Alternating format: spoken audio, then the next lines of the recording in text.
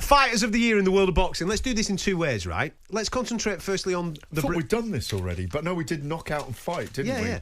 So have a think it's of... a bit of an overlap, this, isn't it? Have a think of British, first and foremost, and then we'll expand it worldwide, okay? Do you want me to start with British? I got a list of 13 here. British fighters? No, not British fighters. But here's a couple of British and Irish fighters that I want to highlight, right? Who I think who've had a really, really good year. Yeah.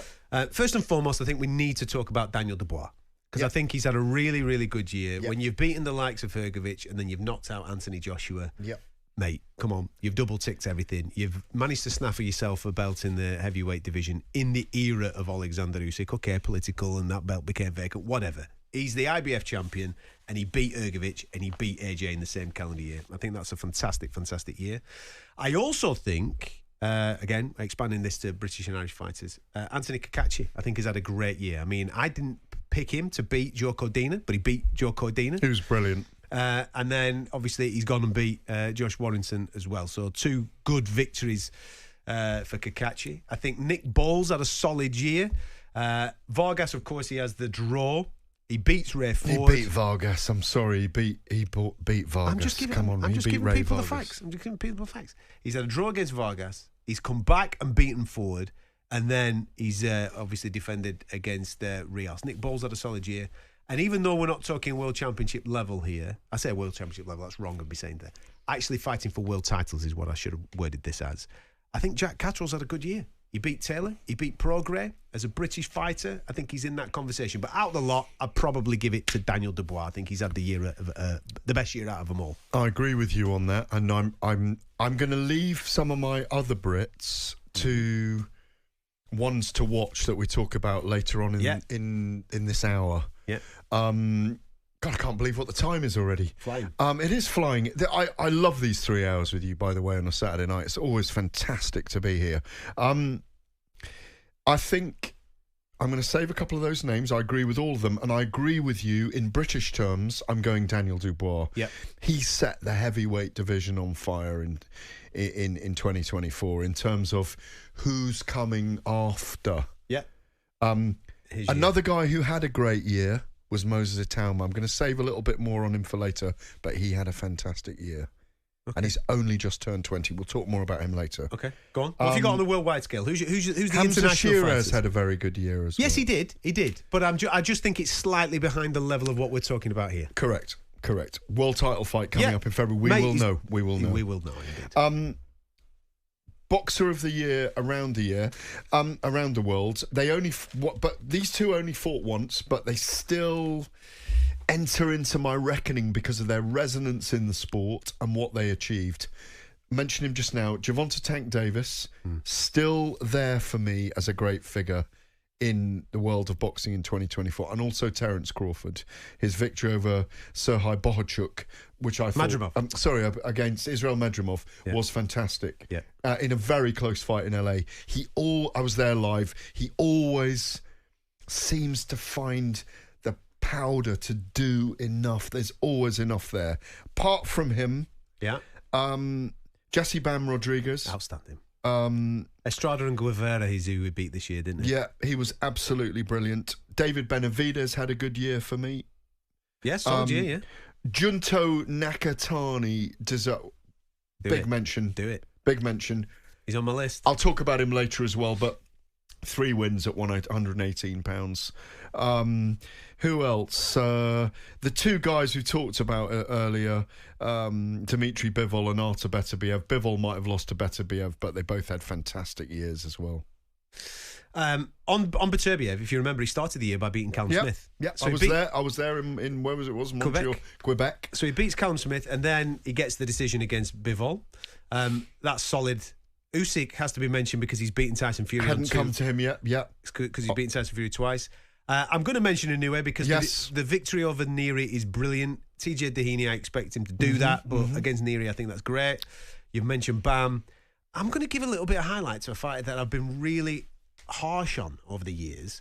And this year, I actually thought, do you know something? You surprised me. You actually look really, really good. And I'm looking forward to a fight in 2025 with him involved.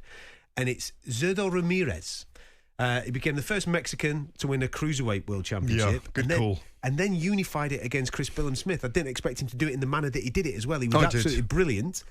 He dominated Chris Billam-Smith. But Billam-Smith made the fight because he's so hard. Yeah.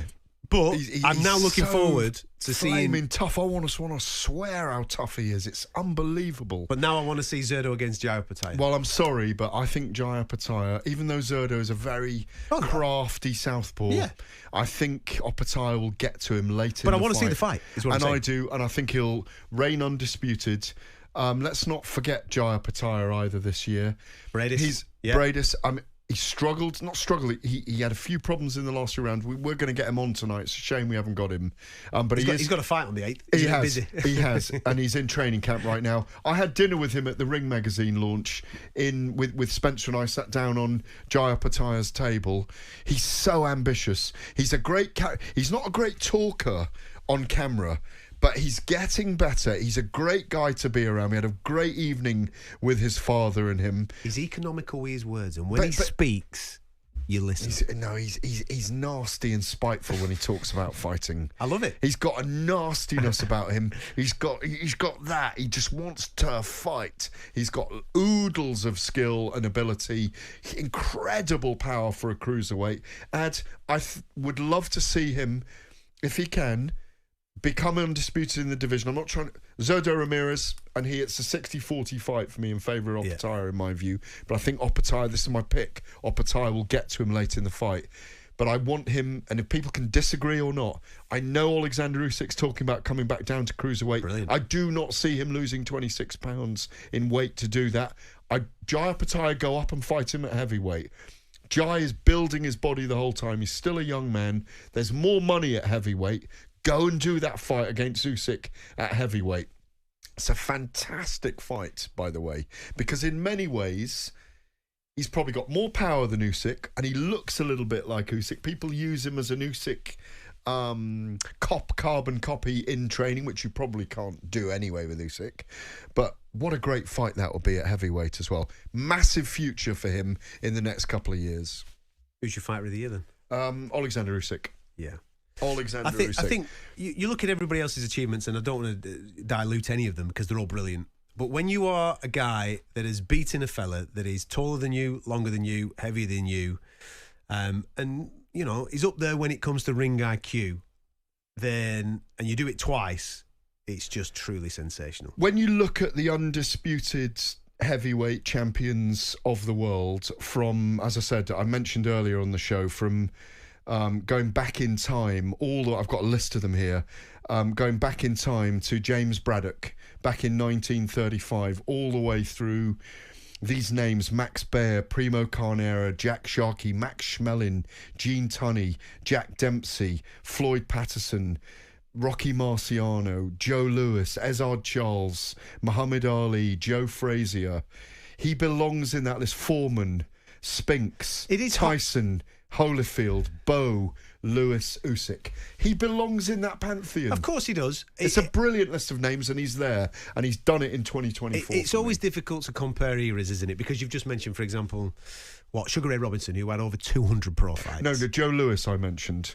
We're talking middleweights. You're talking middleweights there. Oh, you're just talking heavyweight. They're all heavyweights, all those guys. But you're talking about there. guys that had, 50, 60, 70 plus fights. Yeah, you know what I mean? Exactly. But they did in those days. They fought every fortnight. So it's difficult to compare those eras, isn't it? But you're right in what you're saying. He is a generational great.